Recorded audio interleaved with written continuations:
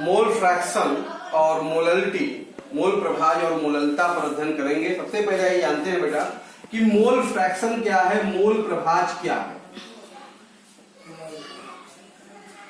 Mole fraction ध्यान दीजिए, बहुत इंपॉर्टेंट है ये टॉप पार्ट। तो किसी भी मिश्रण में ध्यान दीजिएगा, किसी मिश्रण में उपस्थित किसी अवयव का मोल प्रभाज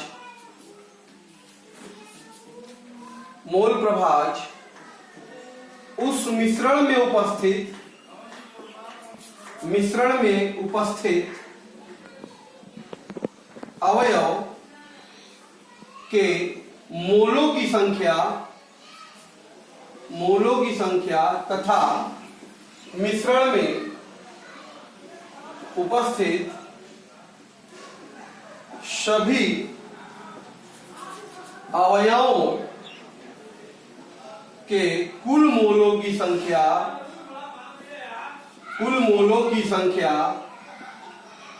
का अनुपात मोल प्रभाज कहलाता है। मान लीजिए यदि मिश्रण में ए बी सी बहुत सारे हमारे अवयव हैं, जिनके मोल क्रमशः N A N B N C dot dot dot हो, तो ए का मोल प्रभाज क्या होगा, एन ए बटा कुल मोलों की संख्या, मतलब N A plus N B plus N C plus dot dot dot. इसी प्रकार से एक्स बी दूसरे का अवयव का क्या होगा भाई, एन बी बटा N A plus N B plus N C plus dot. इस तरह से हम लोग किसी भी अवयव का मोल प्रभाज निकाल सकते हैं। अगर मान लिया जाए यदि विलयन में विलेय का एन मोल व विलायक का कैपिटल एन मोल है, तो ऐसी स्थिति में बेटा विलेय का मोल प्रभाज क्या होगा, विलेय के मोलों की संख्या बटे कुल मोलों की संख्या, मतलब विलेय धन विलायक के मोलों की संख्या। इसी प्रकार से विलायक का मोल प्रभाज क्या होगा, तो विलायक के मोल बटे एन प्लस एन कुल मोलों की संख्या। एक खास बात ध्यान दीजिएगा, अगर विलेय के मोल प्रभाज में विलायक का मोल प्रभाज जोड़ दिया जाए तो देखिए क्या आ जाएगा, N plus N upon N plus N plus capital N upon N plus one बराबर 1। इसका मतलब हो गया यक्स विलेय धन एक्स विलायक, मतलब विलेय का मोल प्रभाज धन विलायक का मोल प्रभाज होता है 1। अगर मतलब एक का हमें अवयव का मोल प्रभाज मिल गया तो दूसरे का निकालना है, तो एक में से घटाकर हम उसका मोल प्रभाज निकाल सकते हैं। क्लियर। अब हम देखते हैं बेटा मोललिटी ऑफ सॉल्यूशन, विलयन की मोललता।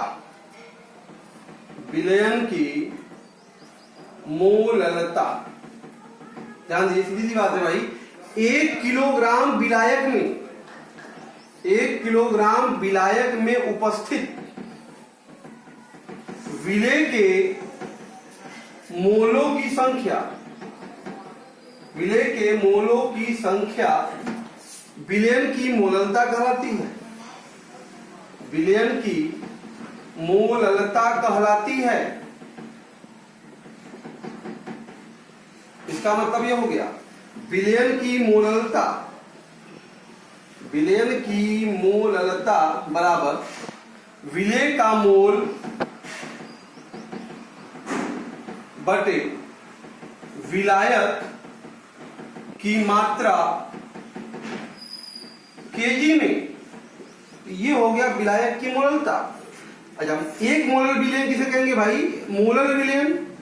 अगर मोलर विलयन की बात करें किसे कहेंगे, तो सीधी सी बात है, जिसकी मोललता 1 हो उसी क्या कहेंगे, मोलर विलयन कहेंगे। आइए अब इस पर कुछ क्वेश्चन देखते हैं हम लोग मोल फ्रैक्शन और मोलैलिटी पर। ओके, देखते हैं एक क्वेश्चन हम देखते हैं यहाँ पे क्या करा आपसे। एथिलीन ग्लाइकॉल का मोल मतलब मोल प्रभाव ज्ञात करना है। अगर विलियन में एथिलीन ग्लाइकॉल जो C2H6O2 है वो 20% द्रव्यमान से मतलब W/W है, तो इसका क्या मतलब हुआ बताइए। C2H6O2 की मात्रा कितना है 20 ग्राम है, विलयन की मात्रा कितनी होगी, विलयन की मात्रा कितनी होगी बताइए 100 ग्राम होगी। 20% का मतलब हुआ।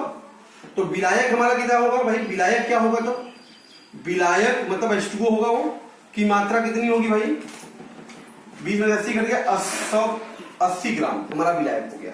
तो भाई मोल प्रभाव निकालना, तो मोल निकालना होगा तो अणुभार चाहिए। तो C2H6O2 का अणुभार देखिए कितना हो जाएगा 12 गुना के 24 धन 6 और 16 गुना के 32, तो हो गया 62। एथिलीन ग्लाइकॉल का अणुभार कितना हो गया 12 गुना के 24 36 32 62। और H2O का अणुभार 18। तो अब हम पहले मोल निकाल लेते हैं ना। N of C2H6O2 ethylene glycol का मोल क्या होता है भार बटे अणुभार। भार कितना है बेटा 20, अणुभार कितना है जाइए 62, मतलब 10/31, 10/31 आ गया। आप समझ में आ रहा। इसी प्रकार से मोल ऑफ H2O, तो जल का मोल कितना होगा भार कितना है बेटा 80/18। इसको गुणा भाग हम कर लेंगे, इसका मोल लगभग 0.322 जगह 4.22 पास में 18 हो गया 4.44। ये मोल आ गया हमारे पास। जब मोल मिल गया देखिए मोल प्रभाव निकालेंगे बेटा हम लोग। तो एथिलीन ग्लाइकॉल का मोल प्रभाव क्या होगा, C2H6O2 का मोल प्रभाव क्या होगा, N ऑफ C2H6O2 और बटा N ऑफ C2H6O2 और प्लस N ऑफ H2O, दोनों को जोड़ देंगे बस कुल मोलों की संख्या। इसका कितना निकला है 0.322 बटे 0.322 धन 4.44। ओके 4, तो 0.322 बटे 4 2 6 4 2 6 4 3 7 4 ये लगभग आ जाएगा आपका बेटा 2। इसकी वैल्यू कितना जाएगी 0.932। ये एथिलीन ग्लाइकॉल का मोल प्रभाव आ गया। तो अब कितना निकालना है जल का, एक अवयव मिल गया दूसरा निकालना है, तो बेटा क्या करेंगे आपको बताया था एक में से दूसरे अवयव का घटा देंगे। तो C2H6O2 का इसमें घटा देंगे, 1 माइनस 0.932 तो आ जाएगा आपके पास, ध्यान दीजिएगा 10 में से 2 गया 8, 9 में से 3 गया 6 और 9 में से 2 गया 0.06 तरीके से हम लोग इसका मूल प्रभाव कैलकुलेट कर सकते हैं। ओके, देखिए अगला क्वेश्चन आपके सामने है बेटा।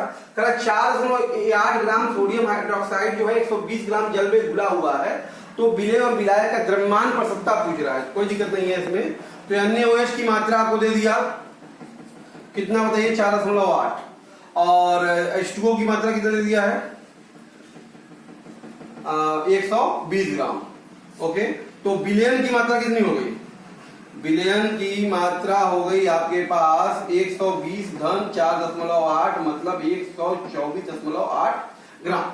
तो द्रव्यमान प्रसक्ता निकालनी है, तो NaOH का द्रव्यमान प्रसक्ता क्या होता है बताइए, बताया था आपको मैंने। NaOH की मात्रा बटे विलयन की मात्रा, विलयन की मात्रा और गुणे क्या हो जाएगा 100। यहां से NaOH की मात्रा हमारे पास कितनी है 4.8 और विलयन कितना है 124.8 गुणे 100। इसको सॉल्व कर देंगे आप तो इसकी वैल्यू आ जाएगी लगभग 3.85%। तो यहां से देखिए सोडियम हाइड्रोक्साइड का परसेंटेज मिल गया। इसी प्रकार से H2O का निकाल लेते हैं। तो H2O का द्रव्यमान प्रतिशतता सिंपल सी बात है भाई, 100 में इतना ये है तो क्या होगा 100 में से घटा देंगे 100 माइनस 3.85। तो 10 में से 5 गया 5, 9 में से 8 गया 8 और 9 में से 3 गया 6, तो 96.15% क्या होगा इसके अंतर्गत क्या है जल की द्रव्यमान प्रसक्ता है और 3.85 क्या है NaOH की द्रव्यमान प्रसक्ता है। ओके,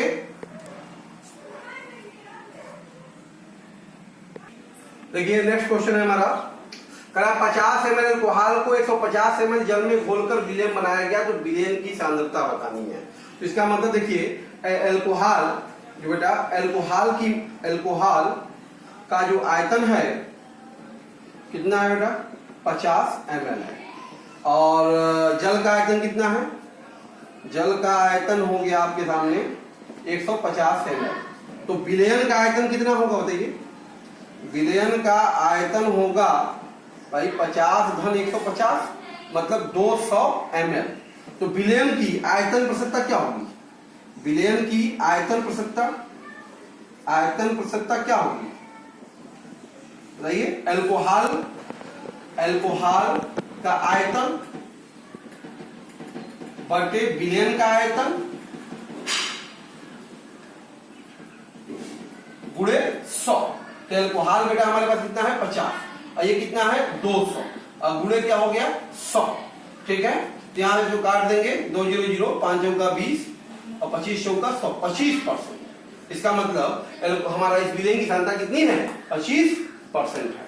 ओके, अगला क्वेश्चन देखिए अब आप लोग हमारे सामने है, 11 ग्राम औद्योगिक अम्ल के 500 ml विलयन जिसका घनत्व 1.14 ग्राम पर ml है को घोला गया है, तो विलयन में औद्योगिक अम्ल का द्रव्यमान प्रसक्ता पूछ रहा है। तो सीधी सी बात है, पहले औद्योगिक अम्ल की मात्रा को दे दिया है, देखिए कितना बेटा 11 ग्राम दे दिया है, और विलयन का आयतन दे दिया है, विलयन का आयतन आपके सामने कितना 500 ml दिया हुआ है, और विलयन का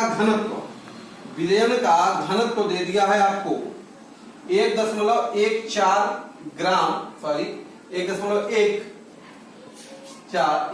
ही है, 1.1 ग्राम पर ml है इस तरीके से। तो विलयन की मात्रा कितनी रुपए निकाल लेते हैं, विलयन की मात्रा बराबर क्या होगा, द्रव्यमान बराबर आयतन गुणे घनत्व। तो आयतन हमारे पास 500 है, ये हो गया 1.1, तो ये आपके सामने देखिए आ गया 11 × 55 550 ग्राम। ये विलयन की मात्रा हमको 550 ग्राम मिल गई। तो विलयन द्रव्यमान प्रतिशतता पूछ रहा है, तो द्रव्यमान प्रतिशतता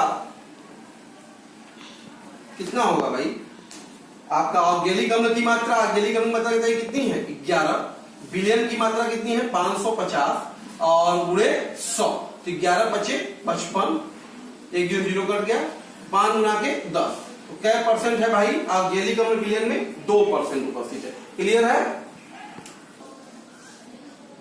अगला क्वेश्चन है हमारा, ध्यान दीजिए, विलयन में 25% जल, 25% एथेनॉल और 50% एस्टिक अम्ल है। ठीक है, मास से है, तो प्रत्येक घटक का मोल प्रभाव पूछ रहा है। सबसे पहला काम देख रहे हैं आप, 25% W/W एथेनॉल, सॉरी H2O है ये, इसका मतलब क्या हुआ, इसका मतलब H2O की मात्रा बेटा हो गई, H2O की मात्रा 25 ग्राम हो गई। कितनी हो गई 25। मोल प्रभाव निकालना है तो मोल भी निकाल लीजिए इसी हाथ में, का मोल कितना होगा बताइए 25/18। ठीक है, तो इसको भी हम सॉल्व कर लेंगे। तो उसके पश्चात अगर हम बात करें एथेनॉल 25% W/W एथेनॉल है C2H5OH, तो ये हो जाएगा आपका C2H5OH की मात्रा कितनी होगी 25 ग्राम, और इसका अणु भार कितना है, OH का अणु भार बताइए 12 गुना के 24 धन 6 और धन 16, 24 36 46 हो गया। तो C2H5OH का मोल क्या हो जाएगा बेटा 25/46 हो जाएगा ये। ठीक है, और इसी प्रकार से हम निकाल लेंगे एस्टिक 50% कह रहा है, 50% एस्टिक अम्ल CH3COOH, तो इसका मतलब CH3COOH की मात्रा कितनी हो गई 50 ग्राम हो गई। तो CH3COOH का अणु भार हो जाएगा आपका, ध्यान दीजिए 12 गुना के 24 ये है, और 3 और 1 4 प्लस 4 ये है। ठीक है, और ये 1 2 कार्बन और 4 हाइड्रोजन 32, ये हो गया आपके सामने 4 4 8 2 10 9 60 60 हो गया। तो एस्टिक अम्ल का मोल हो गया, एस्टिक अम्ल का CH3COOH का मोल तो भार हो गया 50 और बटे 60, इसको क्या करते हैं 5/6 है ये, 8 6 48, 2 बचा, 6 गुना के 12 8 बचा, 36 का 18 होगा, 8 3 3, तो इसका मूल आ गया। इस प्रकार से इसको हम लोग भाग दे देंगे 25 में, तो लगभग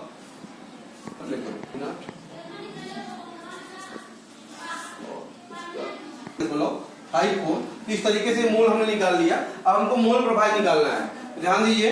तो बारी बारी निकाल लेते हैं। मोल प्रभाज H2O क्या होगा बताइए। H2O का मोल N ऑफ H2O बटे तीनों को जोड़ देंगे, N of H2O, N of C2H5OH और plus N of CH3C OH। तो बेटा क्या हो जाएगा, N ऑफ H2O कितना निकाला है आपने, देखिए 1.38 और बटे 1.38 और धन 0.54 और धन 0.83।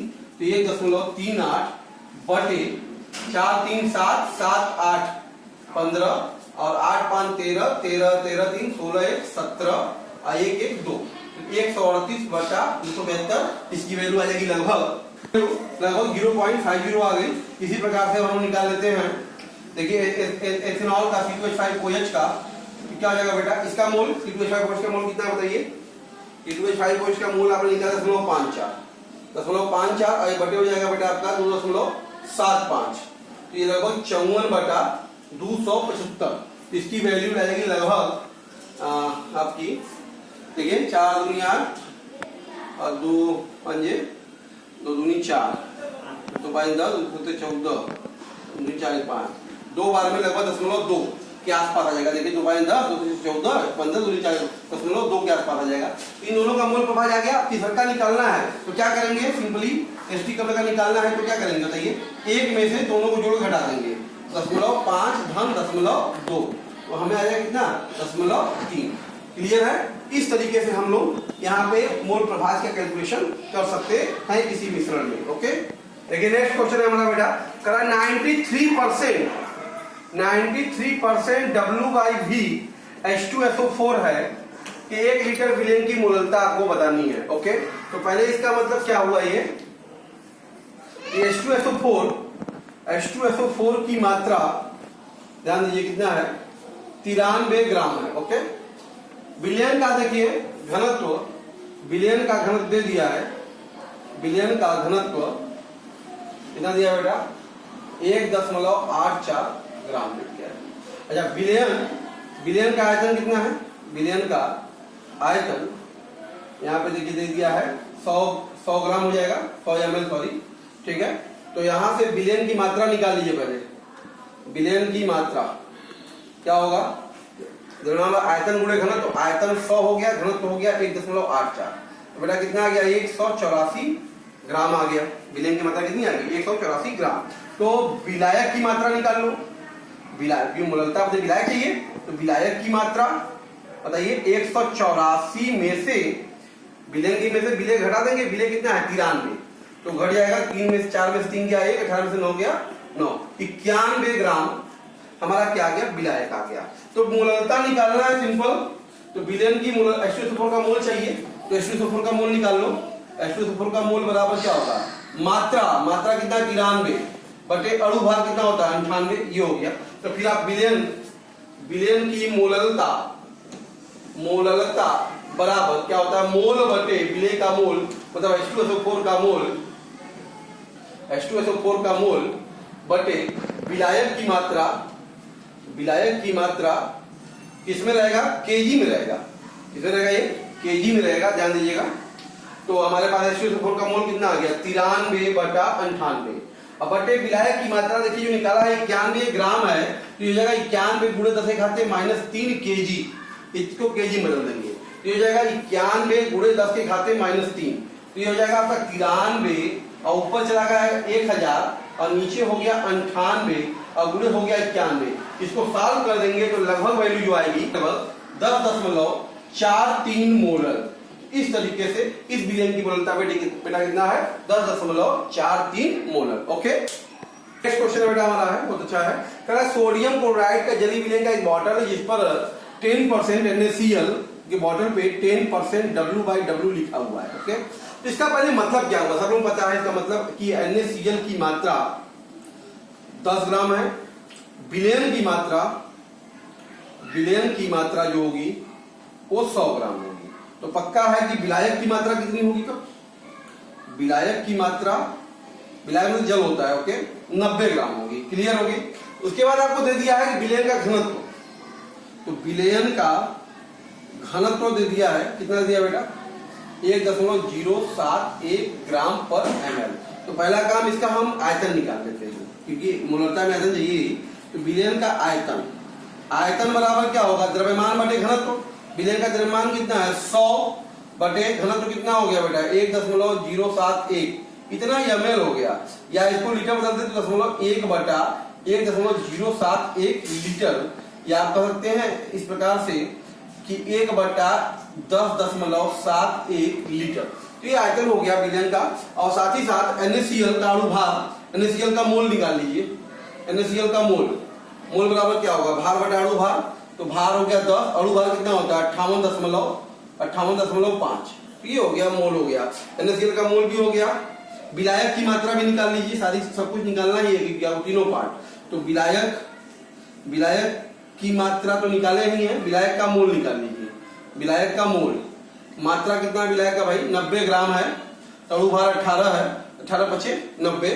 तो इसको जरा सॉल्व करेंगे कि 10 में भाग देते हैं 58.5 से, मतलब 59 से लगभग 0.17 के आसपास की वैल्यू आ जाएगी। तो अब आइए देखते हैं क्या क्या टोटल हमने जो गिवन है उसकी वजह से सब निकाल लिया है। निकालते हैं एक तरह से पहले विलयन की मोलरता। तो विलयन की मोलरता बराबर क्या होगा, NaCl का मोल, NaCl का मोल हमने निकाल लिया 0.17। ओके, अब बटे विलयन का आयतन लीटर में, हमने आयतन निकाल लिया लीटर में कितना बेटा 1 बटे 10.71, मतलब 0.17 गुणे 10.71 गुणा कर देंगे इसको, तो लगभग आप ये समझ लीजिए 1.7 के आसपास 1.71 यम के लगभग आएगा। इसी प्रकार से विलयन की मोलरता निकाल लेंगे। तो विलय का मोल 0.17 बटे विलयन की मोलरता मतलब विलायक की मात्रा केजी में, विलायक की मात्रा 90 ग्राम में है तो केजी में कितना होगा 90 गुणे -3 हो जाएगा। तो या करके 0.17 गुणे 1000 बटे 90, या आप एक ऐसा कर सकते हैं कि 10 से 17 170 17 बटा 9 9 दूनी 18 अगर बात करें तो ये लगभग आ जाएगा आपका 9 या 2 के आसपास, या ऐसे करते हैं 9 एकम 9, 17 में से 9 गया तो 8 बचा, 9 8 72 108 मोलर, ये इतना मोलरता आ गई। ठीक है, अब क्या निकालना है, मोल प्रभाज भी निकालना है हर अवयव का। आइए पहले मोल प्रभाज निकाल लेते हैं किसका भाई NaCl का। तो NaCl का मोल प्रभाज क्या होगा भाई, N का सोडियम का मोल कितना है बताइए, 0.17 बटे 0.17 धन जल का मोल कितना है 5, इसका मतलब हो गया आपके सामने 0.17 बटे 5.17, ये वैल्यू आ जाएगी 0.032। तो ये आपका NaCl का मोल प्रभाज आ गया। तो H2O का मोल प्रभाज कितना होगा भाई 1 माइनस NaCl का मोल उसमें घटा दीजिए मोल प्रभाज 1 माइनस 0.032, तो 10 में से 2 गया 8, 9 में से 3 गया 6, 9 0.968। इस तरीके से यहाँ पर हमने इस क्वेश्चन में देखिए सारी बातें आपने जो पढ़ा है सब कुछ पूछा है, मोलरता मोल प्रभाज, जो कि हमने इसकी मदद से सारा कैलकुलेट किया। ओके, अगला क्वेश्चन बेटा हमारा बेंजीन का कार्बन टेट्राक्लोराइड में 30% W/W मोल प्रभाज बताना है। तो सिंपल से देखिए आपको क्या दे दिया है कि ये 30 बेंजीन की मात्रा कितनी होगी, तो बताइए बेंजीन की मात्रा 30 ग्राम होगी और CCl4 की मात्रा कितनी होगी भाई 70 ग्राम होगी। ओके, तो C6H6 का अणुभार कितना होगा, तो ये 12 से 72 78 होगा, और CCl4 का अणुभार कितना होगा, अणुभार कार्बन का देखिए 12 हो गया और इसका हो गया आपका 142, तो 154 अणुभार ये हो गया। तो पहले मोल निकाल लेते हैं बेंजीन C6H6 का मोल कितना होगा, भार बटा अणुभार, भार हमारे पास देखिए कितना है 70 बटा अणुभार कितना हो गया बेटा 154 70 और बटा 78, तो ये आ जाएगा हमारे पास ये 30 बटा 9 होगा बेटा 30 बटा 0.385 ये हो गया। इसी प्रकार से कार्बन का क्लोराइड का CCl4 का मोल हमारा हो जाएगा, इसकी मात्रा कितनी है 70 और बटा अणुभार 154। ठीक है, अगर हम बात करते तो 2.5 के आसपास ये 0.454। तो अब हमको मोल प्रभाज निकालना है, तो पहले मोल प्रभाज या बेंजीन C6H6 का निकालेंगे तो क्या होगा N मोल C6H6 का और बट्टे दोनों को जोड़ देंगे NC6H6 और प्लस MCCl4। तो बेटा ये हो जाएगा हमारे पास, ध्यान दीजिएगा 0.385 बटे 0.385 और धन 0.454। ये हो जाएगा 0.385 बटे 5 9 5 9 8 5 13 50 7 8 0.89। ये वैल्यू आ जाएगी हमारी 459। ये हमको बेंजीन का मोल प्रभाव इतना आ गया, तो कार्बन टेट्राक्लोराइड क्या होगा भाई, मोल प्रभाव सीधी सी बात है, एक में से घटा देंगे बेंजीन का, तो 1 माइनस 0.459, 10 में से 9 गया 1, 9 में से 5 गया 4, 9 में से 4 गया 5, 0.541। इसका क्या हो गया